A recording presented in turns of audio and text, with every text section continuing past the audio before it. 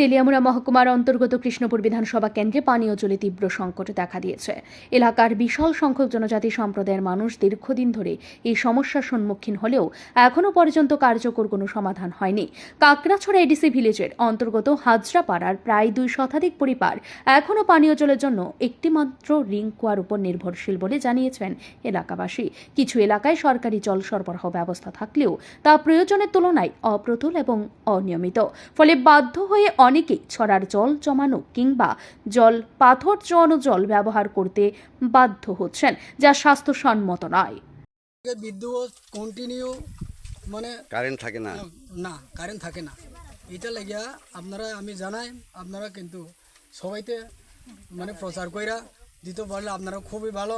এখন তো বৃষ্টির সিজন, এখন কারেন্ট মানে বৃষ্টি টিষ্টি তুফান আইলে কারেন্ট থাকতো না। কারেন্ট থাকতো না, বৃষ্টি তুফান আইলে কারেন্ট থাকতো না। কারেন্টের মানে আনতে হইলে অফিসে বারবার এই ব্যাপারে অফিসে জানাইছেন? অফিসে জানাইলেও কোনো সময় মানে গাছ টাছ ভাঙ্গিয়া কারেন্ট শর্ট হয়ে যায়, তাহলে তো তারাও দিতে পারে না। এইভাবে আমরা অবস্থা খারাপ করে থাকে আর কি। এলাকাবাসীরা অভিযোগ করেছেন, DWS দপ্তর থেকে যে গাড়ি করে জল সরবরাহ করা হয় সেটিও পানির উপযোগী নয়। উপরন্তু সেই জলও টাকা দিয়ে কিনতে হয়, যা নিম্ন আয়ের মানুষের জন্য বাড়তি কষ্টের কারণ হয়ে দাঁড়িয়েছে। সার্বিকভাবে কৃষ্ণপুর বিধানসভা এলাকায় পানীয় জলের যথাযথ ব্যবস্থা গ্রহণ করা এখন সময়ের দাবি।